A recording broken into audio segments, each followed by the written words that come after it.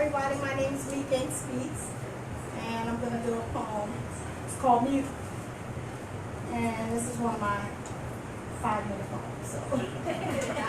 You got 5 minutes. There you go. Words cannot utter the silent groanings of one's heart, yet the mind can fill the mouth with consonant and vowels, where in most cases they're meant to be mute. Truth. The quality or state of being true. The degree or caliber which no one seems to question the veracity, let alone the accuracy of this thing we consider real life in actuality. We just live and accept the concept of this precept that everything put into ink, found on the internet or encrypted in space is correct in a direct connect to what's next.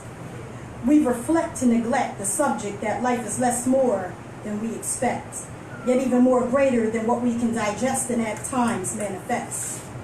So we continue to recollect the information handed to us from a, quote, intellectual dialect, the chosen spiritual leaders of our Sunday morning worships with great sounds and special effects. We have become infatuated and impressed with the different heights of the tonation in their voice.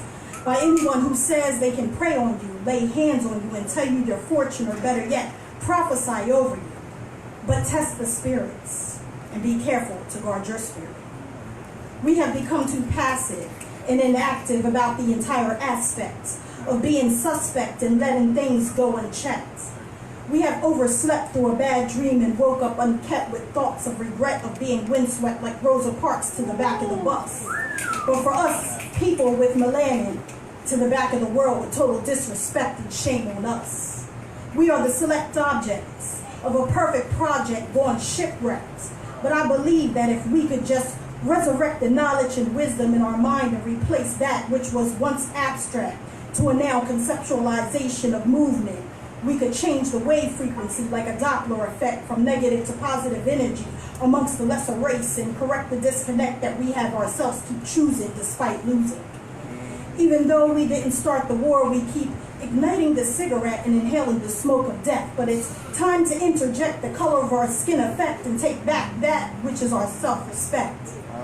We have to redirect the misdirect of incorrect information, lack of communication, the misuse and no use of education in order to gain stabilization of something so much greater.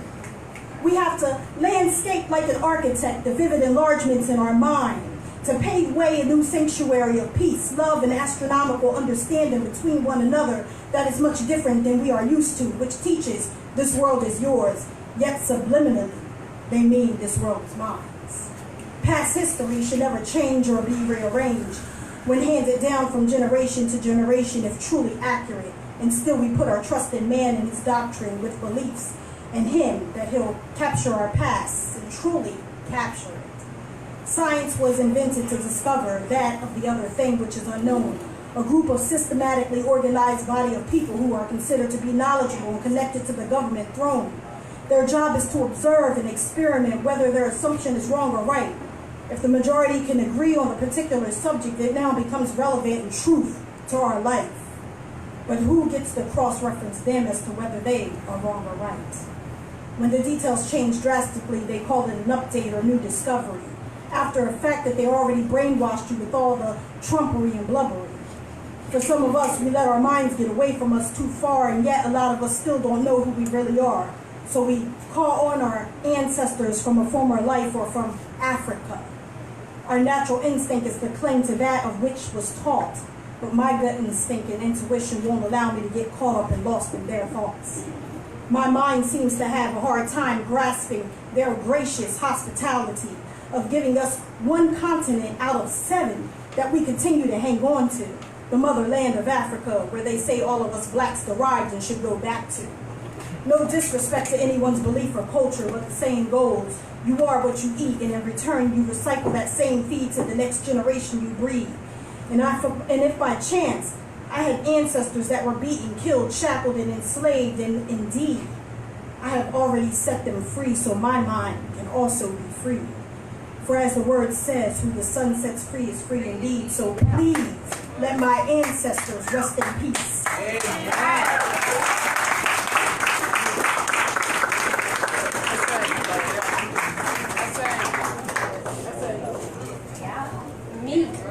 speaks, and she spoke. I got more for you, y'all. I got more for you. We have on deck, Sarah Ann is on deck. And please welcome up next, Kay